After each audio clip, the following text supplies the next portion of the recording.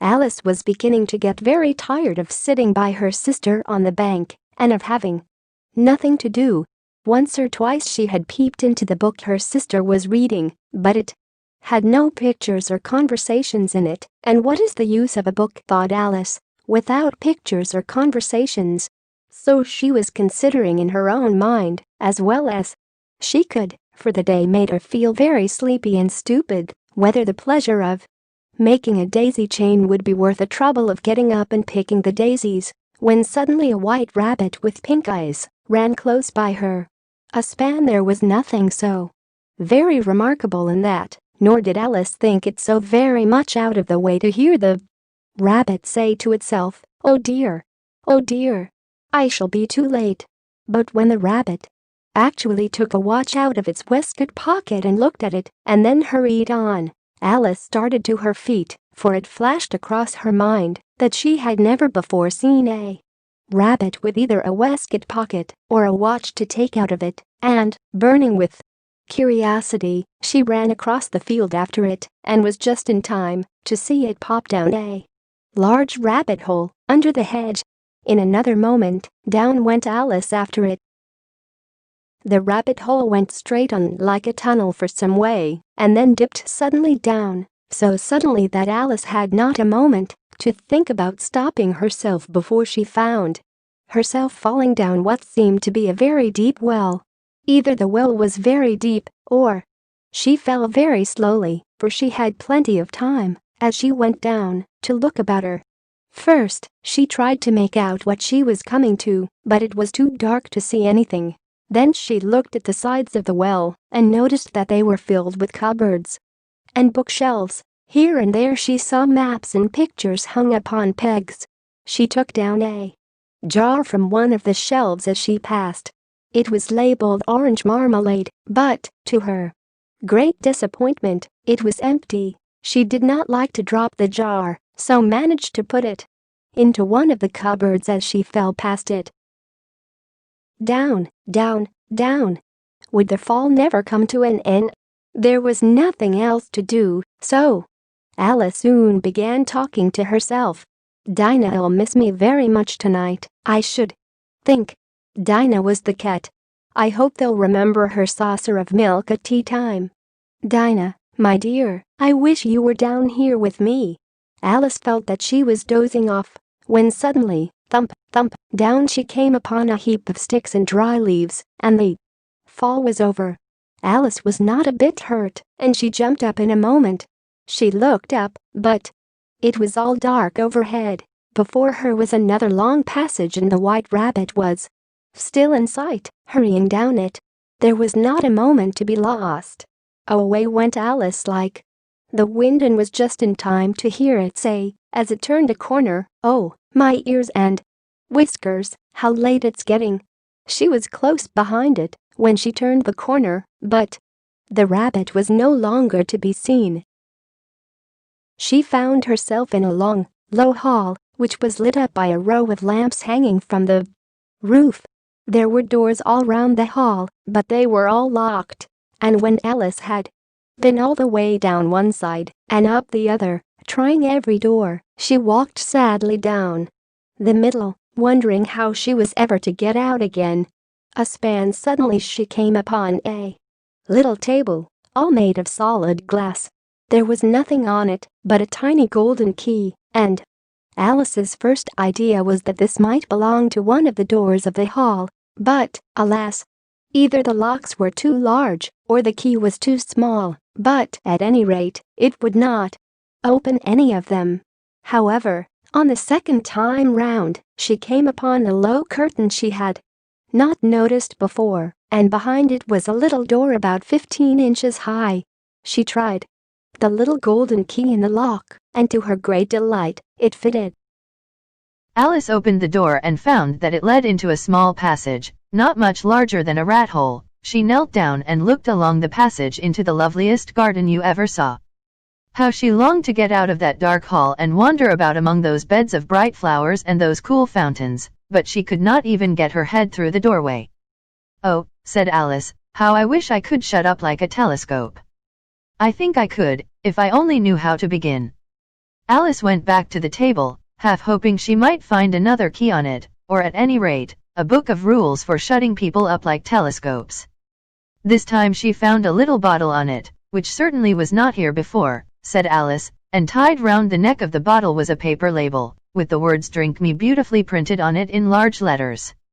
No, I'll look first, she said, and see whether it's marked poison or not, for she had never forgotten that, if you drink from a bottle marked poison, it is almost certain to disagree with you, sooner or later. However, this bottle was not marked poison, so Alice ventured to taste it, and, finding it very nice, it had a sort of mixed flavor of cherry tart, custard, pineapple, roast turkey, toffee and hot buttered toast. She very soon finished it off. What a curious feeling, said Alice. I must be shutting up like a telescope. And so it was indeed. She was now only 10 inches high, and her face brightened up at the thought that she was now the right size for going through the little door into that lovely garden. After a while, finding that nothing more happened, she decided on going into the garden at once, but, alas for poor Alice. When she got to the door, she found she had forgotten the little golden key, and when she went back to the table for it, she found she could not possibly reach it. She could see it quite plainly through the glass, and she tried her best to climb up one of the legs of the table, but it was too slippery, and when she had tired herself out with trying, the poor little thing sat down and cried. Come, there's no use in crying like that, said Alice to herself rather sharply. I advise you to leave off this minute. She generally gave herself very good advice, though she very seldom followed it, and sometimes she scolded herself so severely as to bring tears into her eyes. Soon her eye fell on a little glass box that was lying under the table. She opened it and found in it a very small cake, on which the words "Eat me" were beautifully marked in currants. Well, I'll eat it, said Alice, and if it makes me grow larger, I can reach the key, and if it makes me grow smaller, I can creep under the door, so either way I'll get into the garden, and I don't care which happens. She ate a little bit and said anxiously to herself, Which way? Which way? Holding her hand on the top of her head to feel which way she was growing, and she was quite surprised to find that she remained the same size. So she set to work and very soon finished off the cake. A span. Curiouser and curiouser, cried Alice. She was so much surprised that for the moment she quite forgot how to speak good English. Now I'm opening out like the largest telescope that ever was. Goodbye, feet. Oh, my poor little feet. I wonder who will put on your shoes and stockings for you now, dears? I shall be a great deal too far off to trouble myself about you.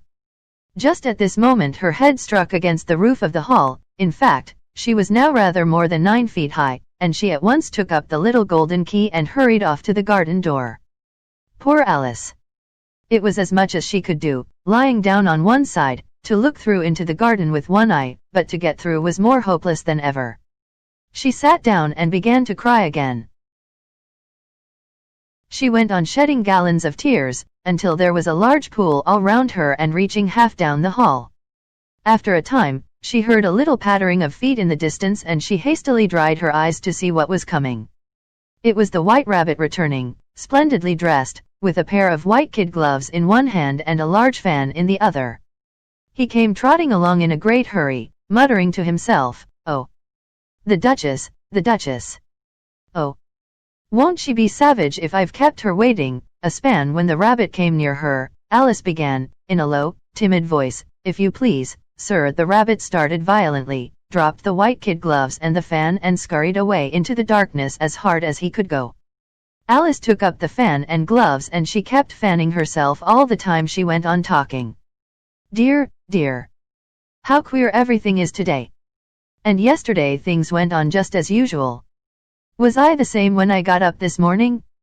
But if I'm not the same, the next question is, who in the world am I? Ah, that's the great puzzle." As she said this, she looked down at her hands and was surprised to see that she had put on one of the rabbit's little white kid gloves while she was talking. "How can I have done that?" she thought. "I must be growing small again." She got up and went to the table to measure herself by it and found that she was now about 2 feet high and was going on shrinking rapidly. She soon found out that the cause of this was the fan she was holding, and she dropped it hastily, just in time to save herself from shrinking away altogether. That was a narrow escape, said Alice, a good deal frightened at the sudden change, but very glad to find herself still in existence. And now for the garden. And she ran with all speed back to the little door, but, alas! The little door was shut again and the little golden key was lying on the glass table as before. Things are worse than ever, thought the poor child, for I never was so small as this before, never. As she said these words, her foot slipped, and in another moment, splash! She was up to her chin in salt water. Her first idea was that she had somehow fallen into the sea. However, she soon made out that she was in the pool of tears which she had wept when she was 9 feet high. A span just then she heard something splashing about in the pool a little way off, and she swam nearer to see what it was. She soon made out that it was only a mouse that had slipped in like herself. Would it be of any use, now, thought Alice, to speak to this mouse? Everything is so out of the way down here that I should think very likely it can talk. At any rate, there's no harm in trying.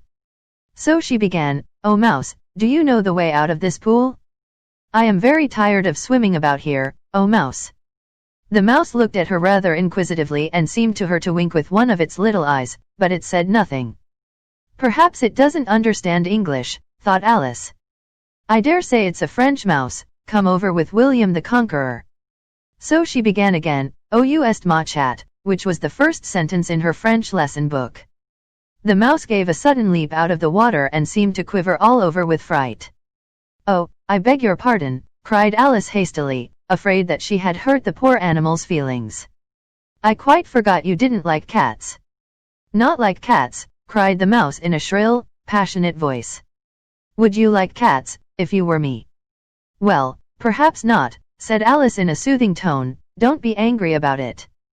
And yet I wish I could show you our cat Dinah.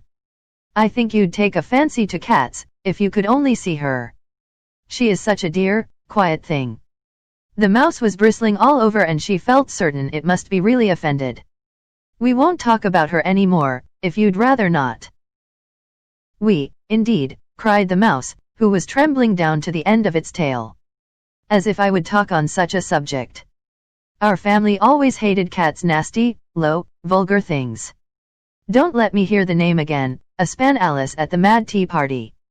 "I won't indeed," said Alice, in a great hurry to change the subject of conversation. Are you fond of dogs? There is such a nice little dog near our house, I should like to show you. It kills all the rats and oh, dear," cried Alice in a sorrowful tone. "I'm afraid I've offended it again." For the mouse was swimming away from her as hard as it could go, and making quite a commotion in the pool as it went. So she called softly after it, "Mouse dear, do come back again, and we won't talk about cats, or dogs either, if you don't like them." When the mouse heard this, it turned round and swam slowly back to her. Its face was quite pale, and it said, in a low, trembling voice, "Let us get to the shore and then I'll tell you my history and you'll understand why it is I hate cats and dogs." It was high time to go, for the pool was getting quite crowded with the birds and animals that had fallen into it. There were a duck and a dodo, a lory and an eaglet, and several other curious creatures. Alice led the way and the whole party swam to the shore. A span. They were indeed a queer-looking party that assembled on the bank, the birds with draggled feathers, the animals with their fur clinging close to them, and all dripping wet, cross, and uncomfortable. A span. The first question, of course, was how to get dry again. They had a consultation about this and after a few minutes, it seemed quite natural to Alice to find herself talking familiarly with them, as if she had known them all her life. At last the mouse, who seemed to be a person of some authority among them, called out, "Sit down, all of you, and listen to me. I'll soon make you dry enough." They all sat down at once, in a large ring, with the mouse in the middle. "Ahem," said the mouse with an important air. "Are you all ready? This is the driest thing I know. Silence all round, if you please." William the Conqueror, whose cause was favored by the Pope, was soon submitted to by the English, who wanted leaders, and had been of late much accustomed to usurpation and conquest. "Edwin and Morcar, the Earls of Mercia and Northumbria, ugh," said the Lory, with a shiver. "And even Stigand, the patriotic Archbishop of Canterbury, found it advisable." "Found what?" said the Duck. "Found it," the Mouse replied rather crossly, of course, you know what it means. I know what it means well enough. When I find a thing, said the duck, it's generally a frog or a worm. The question is, what did the archbishop find? The mouse did not notice this question, but hurriedly went on, found it advisable to go with Edgar Atheling to meet William and offer him the crown. How are you getting on now, my dear? It continued, turning to Alice as it spoke. As wet as ever, said Alice in a melancholy tone, it doesn't seem to dry me at all. In that case, said the dodo solemnly, rising to its feet, I move that the meeting adjourn, for the immediate adoption of more energetic remedies. Speak English, said the eaglet. I don't know the meaning of half those long words, and, what's more, I don't believe you do either. What I was going to say, said the dodo in an offended tone, is that the best thing to get us dry would be a caucus race. What is a caucus race? Said Alice. A span. Why, said the dodo, the best way to explain it is to do it. First it marked out a racecourse, in a sort of circle, and then all the party were placed along the course, here and there. There was no 1, 2, 3, and away, but they began running when they liked and left off when they liked, so that it was not easy to know when the race was over. However, when they had been running half an hour or so and were quite dry again, the dodo suddenly called out, the race is over, and they all crowded round it, panting and asking, but who has won? This question the dodo could not answer without a great deal of thought. At last it said, everybody has won, and all must have prizes. But who is to give the prizes? Quite a chorus of voices asked. Why, she, of course, said the dodo, pointing to Alice with one finger, and the whole party at once crowded round her, calling out, in a confused way, prizes. Prizes. Alice had no idea what to do, and in despair she put her hand into her pocket and pulled out a box of comfits. Luckily the salt water had not got into it, and handed them round as prizes. There was exactly one apiece, all round. The next thing was to eat the comfits. This caused some noise and confusion, as the large birds complained that they could not taste theirs, and the small ones choked and had to be patted on the back. However, it was over at last and they sat down again in a ring and begged the mouse to tell them something more. You promised to tell me your history, you know, said Alice, and why it is you hate C&D, she added in a whisper, half afraid that it would be offended again. Mine is a long and a sad tale, said the mouse, turning to Alice and sighing. It is a long tale, certainly, said Alice, looking down with wonder at the mouse's tail, but why do you call it sad? And she kept on puzzling about it while the mouse was speaking, so that her idea of the tale was something like this. Fury said to a mouse, that he met in the house, let us both go to law, I will prosecute you. Come, I'll take no denial, we must have the trial, for really this morning I've nothing to do. Said the mouse to the cur, such a trial, dear sir, with no jury or judge, would be wasting our breath. I'll be judge, I'll be jury, said cunning old Fury, I'll try the whole cause, and condemn you to death. You are not attending, said the mouse to Alice, severely. What are you thinking of? I beg your pardon, said Alice very humbly, you had got to the fifth bend, I think. You insult me by talking such nonsense, said the mouse, getting up and walking away. Please come back and finish your story. Alice called after it. And the others all joined in chorus, yes, please do. But the mouse only shook its head impatiently and walked a little quicker. I wish I had Dinah, our cat, here, said Alice. This caused a remarkable sensation among the party. Some of the birds hurried off at once, and a canary called out in a trembling voice, to its children, come away, my dears. It's high time you were all in bed. On various pretexts they all moved off and Alice was soon left alone. I wish I hadn't mentioned Dinah. Nobody seems to like her down here and I'm sure she's the best cat in the world. Poor Alice began to cry again, for she felt very lonely and low-spirited. In a little while, however, she again heard a little pattering of footsteps in the distance and she looked up eagerly. A span, a span. It was the white rabbit, trotting slowly back again and looking anxiously about as it went, as if it had lost something. Alice heard it muttering to itself, the Duchess. The Duchess. Oh, my dear paws. Oh, my fur and whiskers.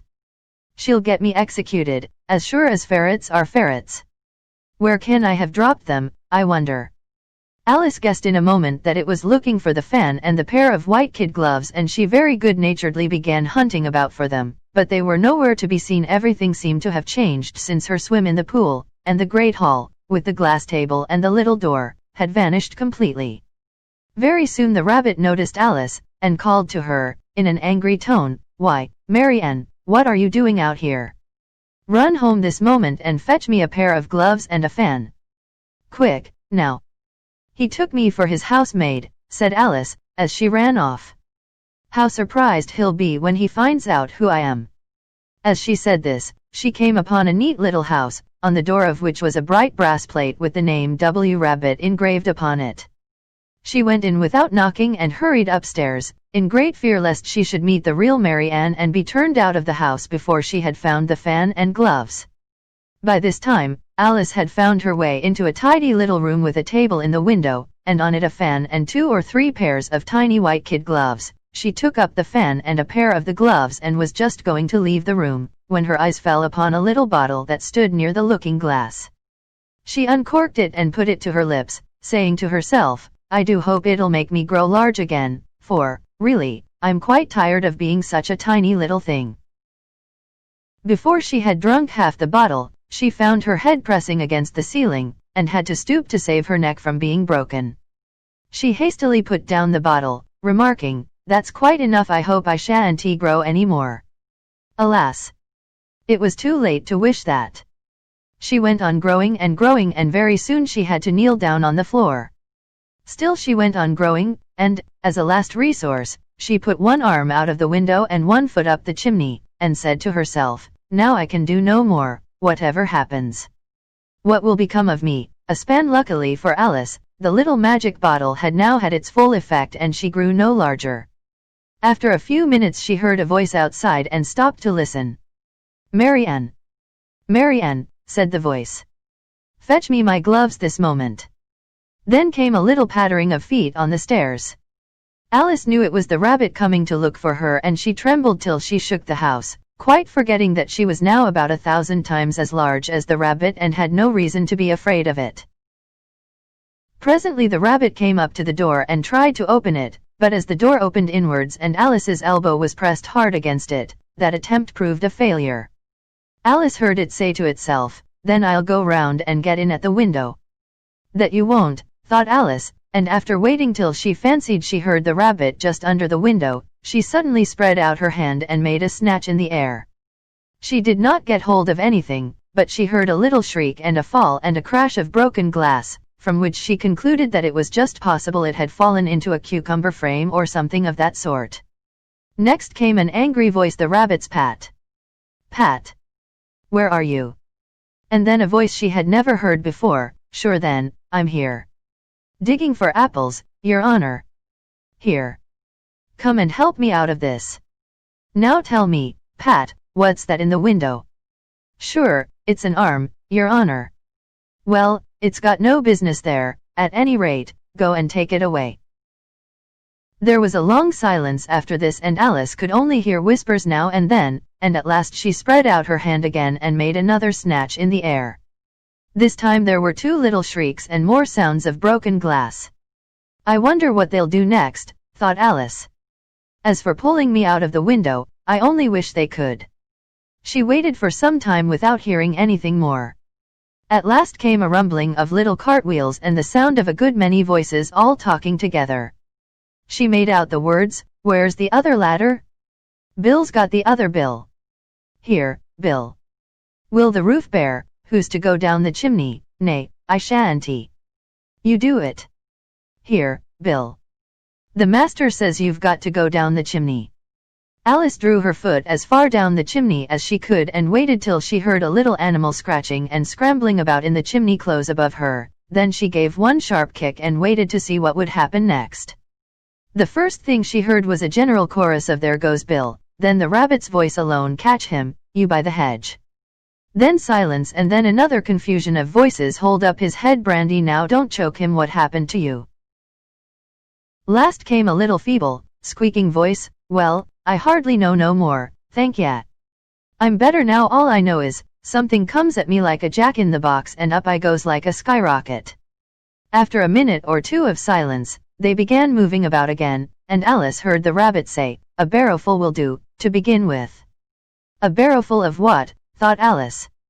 But she had not long to doubt, for the next moment a shower of little pebbles came rattling in at the window and some of them hit her in the face. Alice noticed, with some surprise, that the pebbles were all turning into little cakes as they lay on the floor, and a bright idea came into her head. "If I eat one of these cakes," she thought, "it's sure to make some change in my size." So she swallowed one of the cakes and was delighted to find that she began shrinking directly. As soon as she was small enough to get through the door, she ran out of the house and found quite a crowd of little animals and birds waiting outside. They all made a rush at Alice the moment she appeared, but she ran off as hard as she could and soon found herself safe in a thick wood. The Duchess tucked her arm affectionately into Alice's. "The first thing I've got to do," said Alice to herself, as she wandered about in the wood, "is to grow to my right size again, and the second thing is to find my way into that lovely garden. I suppose I ought to eat or drink something or other, but the great question is what?" Alice looked all around her at the flowers and the blades of grass, but she could not see anything that looked like the right thing to eat or drink under the circumstances. There was a large mushroom growing near her, about the same height as herself. She stretched herself up on tiptoe and peeped over the edge, and her eyes immediately met those of a large blue caterpillar, that was sitting on the top, with its arms folded, quietly smoking a long hookah and taking not the smallest notice of her or of anything else. A span. At last the caterpillar took the hookah out of its mouth and addressed Alice in a languid, sleepy voice. "Who are you?" said the caterpillar. "A span," Alice replied, rather shyly. I hardly know, sir. Just at present at least I know who I was when I got up this morning, but I think I must have changed several times since then." "What do you mean by that?" said the caterpillar, sternly. "Explain yourself." "I can't explain myself, I'm afraid, sir," said Alice, "because I'm not myself. You see, being so many different sizes in a day is very confusing." She drew herself up and said very gravely, "I think you ought to tell me who you are, first." "Why?" said the caterpillar. As Alice could not think of any good reason and the caterpillar seemed to be in a very unpleasant state of mind, she turned away. "Come back," the caterpillar called after her. "I've something important to say." Alice turned and came back again. "Keep your temper," said the caterpillar. "Is that all?" said Alice, swallowing down her anger as well as she could. "No," said the caterpillar. It unfolded its arms, took the hookah out of its mouth again, and said, "So you think you're changed, do you?" "I'm afraid I am, sir," said Alice. "I can't remember things as I used, and I don't keep the same size for 10 minutes together." "What size do you want to be?" asked the caterpillar. "Oh, I'm not particular as to size," Alice hastily replied, "only one doesn't like changing so often, you know." "I should like to be a little larger, sir, if you wouldn't mind," said Alice. 3 inches is such a wretched height to be." "It is a very good height indeed," said the caterpillar angrily, rearing itself upright as it spoke. It was exactly 3 inches high. In a minute or two, the caterpillar got down off the mushroom and crawled away into the grass, merely remarking, as it went, "One side will make you grow taller, and the other side will make you grow shorter." "One side of what?" "The other side of what?" thought Alice to herself. "Of the mushroom," said the caterpillar, just as if she had asked it aloud, and in another moment, it was out of sight. Alice remained looking thoughtfully at the mushroom for a minute, trying to make out which were the 2 sides of it. At last she stretched her arms round it as far as they would go, and broke off a bit of the edge with each hand. "And now which is which?" she said to herself, and nibbled a little of the right-hand bit to try the effect.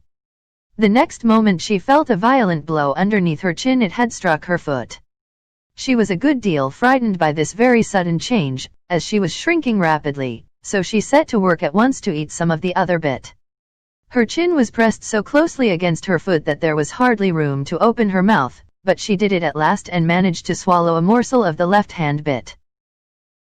"Come, my head's free at last," said Alice, but all she could see, when she looked down, was an immense length of neck, which seemed to rise like a stalk out of a sea of green leaves that lay far below her. "Where have my shoulders got to? And oh, my poor hands, how is it I can't see you? She was delighted to find that her neck would bend about easily in any direction, like a serpent. She had just succeeded in curving it down into a graceful zigzag and was going to dive in among the leaves, when a sharp hiss made her draw back in a hurry. A large pigeon had flown into her face and was beating her violently with its wings. "A span serpent," cried the pigeon. "I'm not a serpent," said Alice indignantly. "Let me alone. I've tried the roots of trees, and I've tried banks, and I've tried hedges," the pigeon went on, "but those serpents. There's no pleasing them." Alice was more and more puzzled. "As if it wasn't trouble enough hatching the eggs," said the pigeon, "but I must be on the lookout for serpents, night and day. And just as I'd taken the highest tree in the wood," continued the pigeon, raising its voice to a shriek, "and just as I was thinking I should be free of them at last, they must needs come wriggling down from the sky. Ugh, serpent! But I'm not a serpent, I tell you," said Alice. I'm a little girl," she added rather doubtfully, as she remembered the number of changes she had gone through that day. "You're looking for eggs, I know that well enough," said the pigeon, "and what does it matter to me whether you're a little girl or a serpent?" "It matters a good deal to me," said Alice hastily, "but I'm not looking for eggs, as it happens, and if I was, I shouldn't want yours. I don't like them raw." "Well, be off, then," said the pigeon in a sulky tone, as it settled down again into its nest.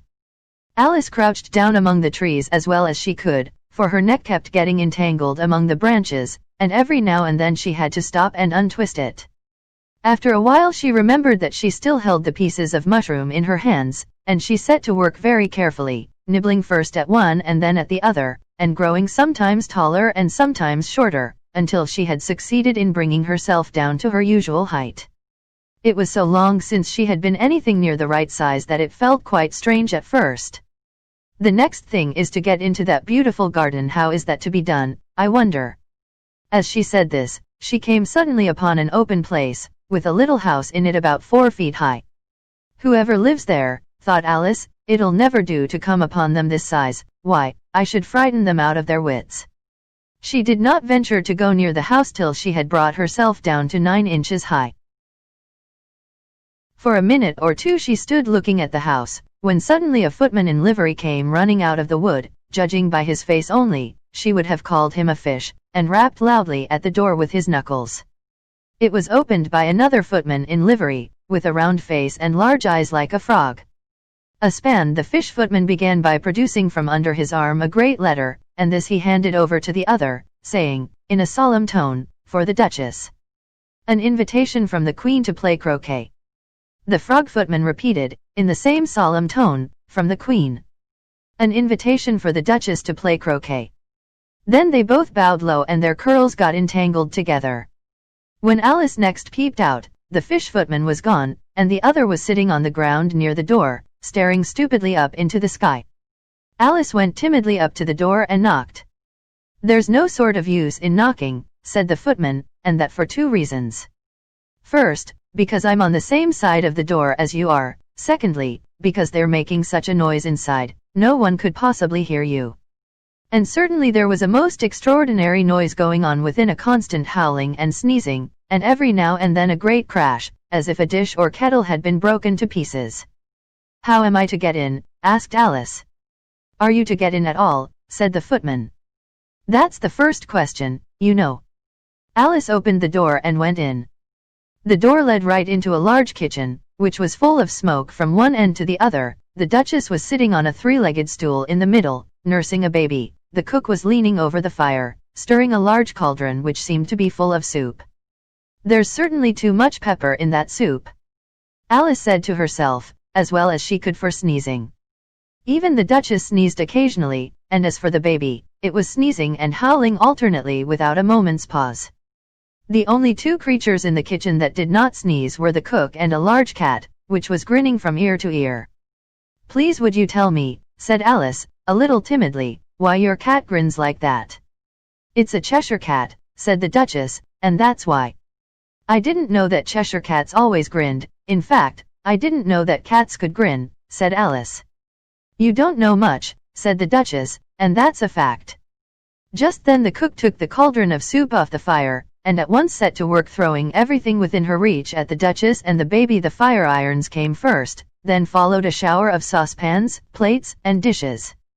The Duchess took no notice of them, even when they hit her, and the baby was howling so much already that it was quite impossible to say whether the blows hurt it or not.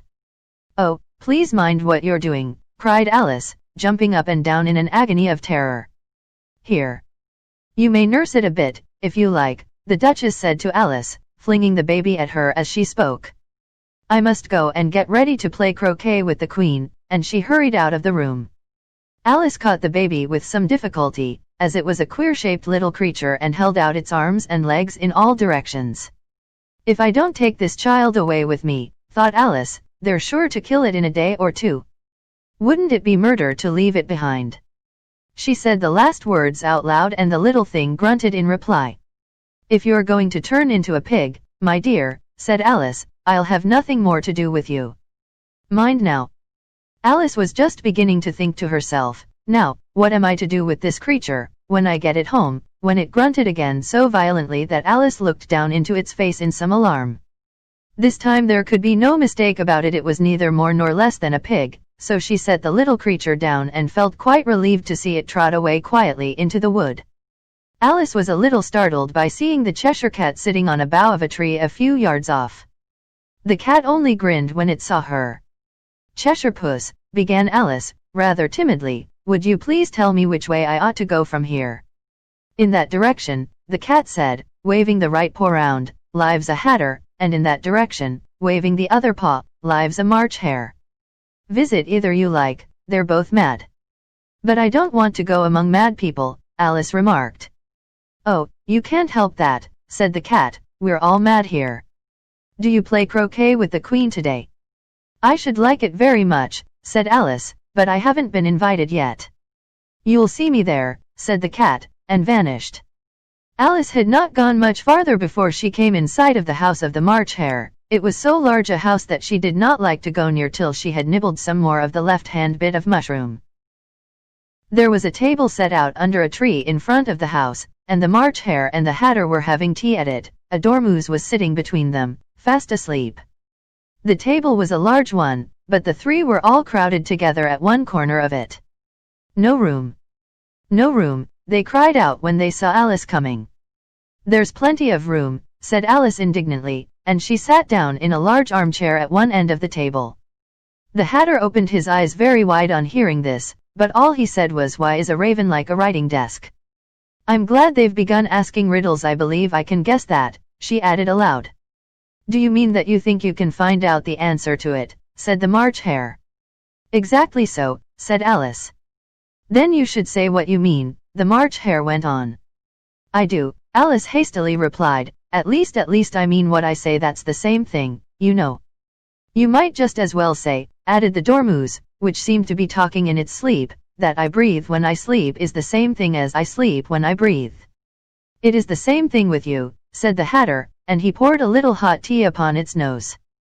The dormouse shook its head impatiently and said, without opening its eyes, of course, just what I was going to remark myself. A span. Have you guessed the riddle yet?" the hatter said, turning to Alice again.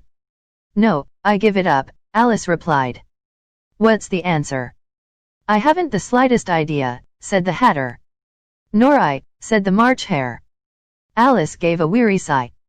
"I think you might do something better with the time," she said, "than wasting it in asking riddles that have no answers."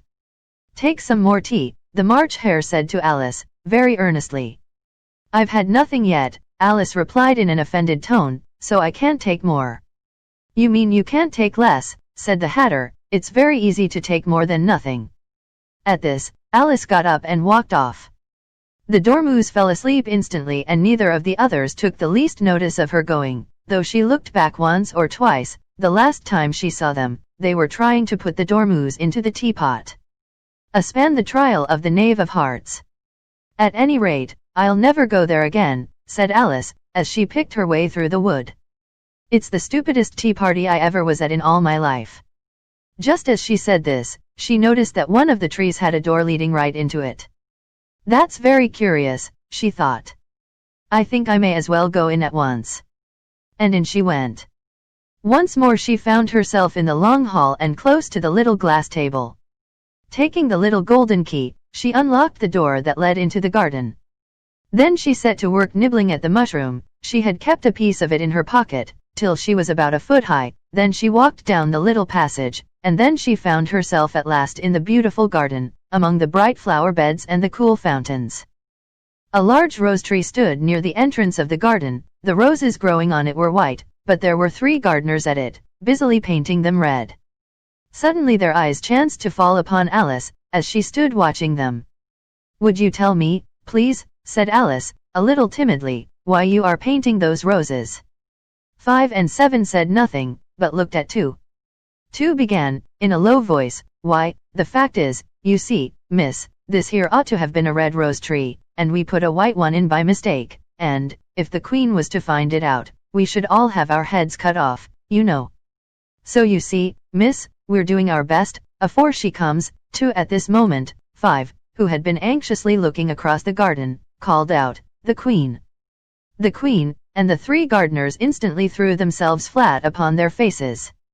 There was a sound of many footsteps and Alice looked round, eager to see the Queen. First came 10 soldiers carrying clubs, with their hands and feet at the corners, next the 10 courtiers. These were ornamented all over with diamonds. After these came the royal children. There were 10 of them, all ornamented with hearts. Next came the guests, mostly kings and queens, and among them Alice recognized the White Rabbit. Then followed the Knave of Hearts, carrying the king's crown on a crimson velvet cushion, and last of all this grand procession came the King and the Queen of Hearts. When the procession came opposite to Alice, they all stopped and looked at her, and the Queen said severely, "Who is this?" She said it to the Knave of Hearts, who only bowed and smiled in reply.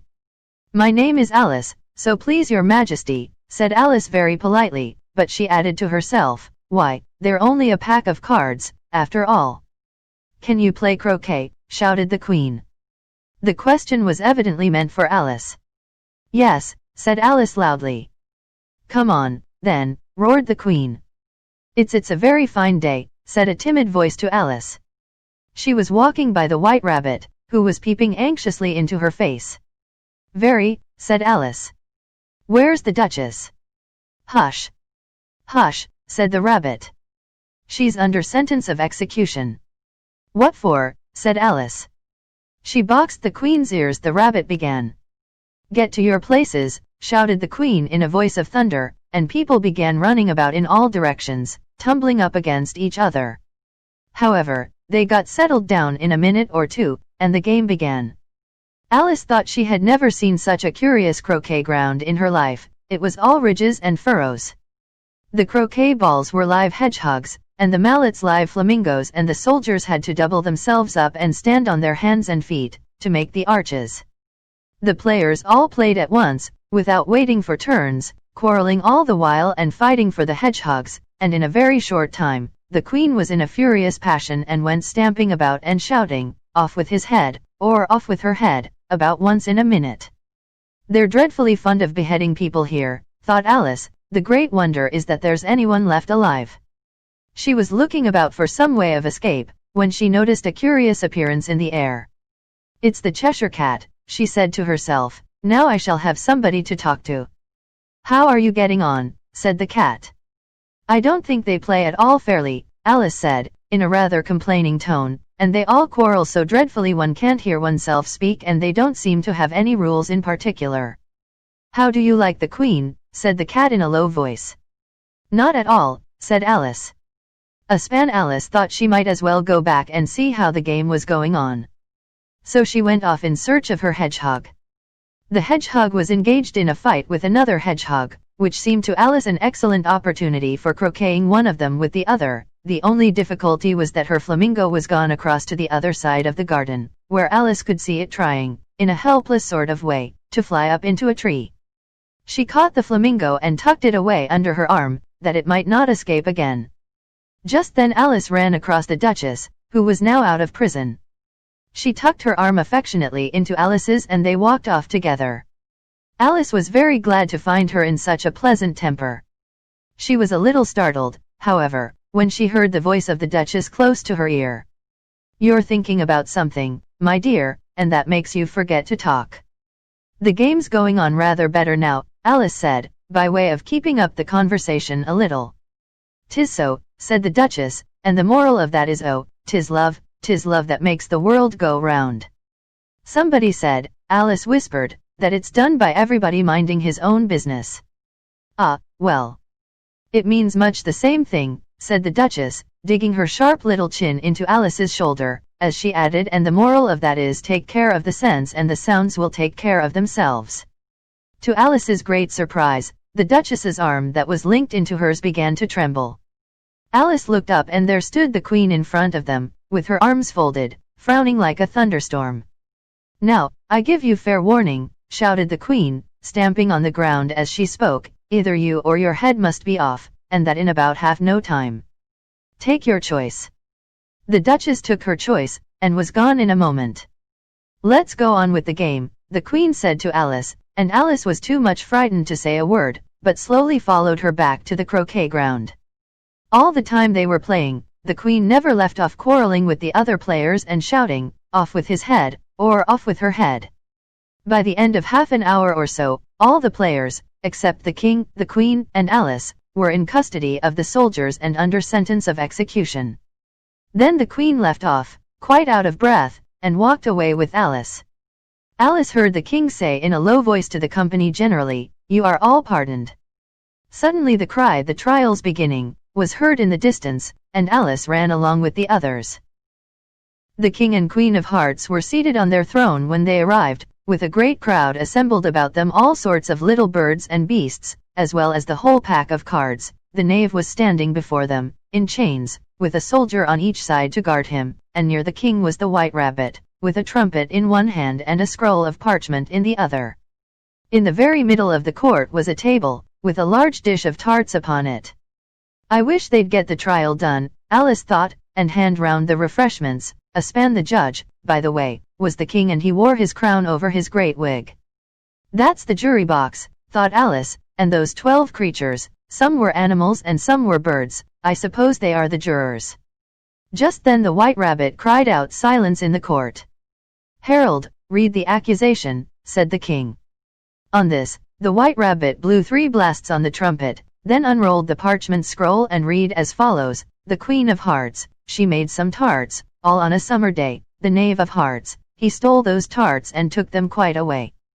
"Call the first witness," said the King, and the White Rabbit blew 3 blasts on the trumpet and called out, "First witness." The first witness was the Hatter. He came in with a teacup in one hand and a piece of bread and butter in the other. "You ought to have finished," said the King. "When did you begin?" The Hatter looked at the March Hare, who had followed him into the court, arm in arm with the Dormouse. 14th of March, I think it was, he said. "Give your evidence," said the King, "and don't be nervous, or I'll have you executed on the spot." This did not seem to encourage the witness at all. He kept shifting from one foot to the other, looking uneasily at the Queen, and, in his confusion, he bit a large piece out of his teacup instead of the bread and butter. Just at this moment Alice felt a very curious sensation. She was beginning to grow larger again. The miserable Hatter dropped his teacup and bread and butter and went down on one knee. "I'm a poor man, Your Majesty," he began. "You're a very poor speaker," said the King. "You may go," said the King, and the Hatter hurriedly left the court. "Call the next witness," said the King. The next witness was the Duchess's cook. She carried the pepper box in her hand and the people near the door began sneezing all at once. "Give your evidence," said the King. "Shanty," said the cook. The King looked anxiously at the White Rabbit, who said, in a low voice, "Your Majesty must cross-examine this witness." "Well, if I must, I must," the King said. "What are tarts made of?" "Pepper, mostly," said the cook. For some minutes the whole court was in confusion, and by the time they had settled down again, the cook had disappeared. "Never mind," said the King, "call the next witness."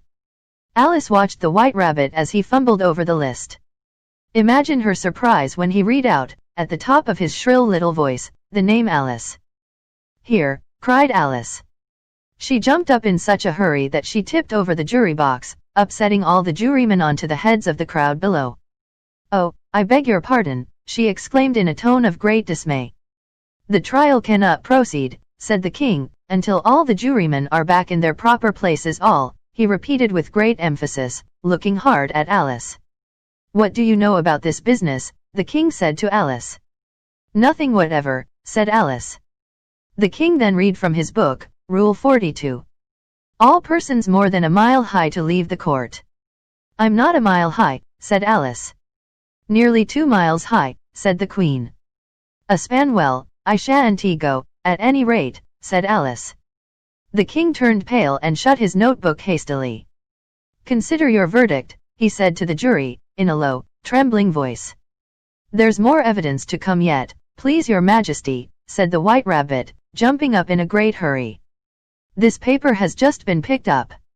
It seems to be a letter written by the prisoner to somebody.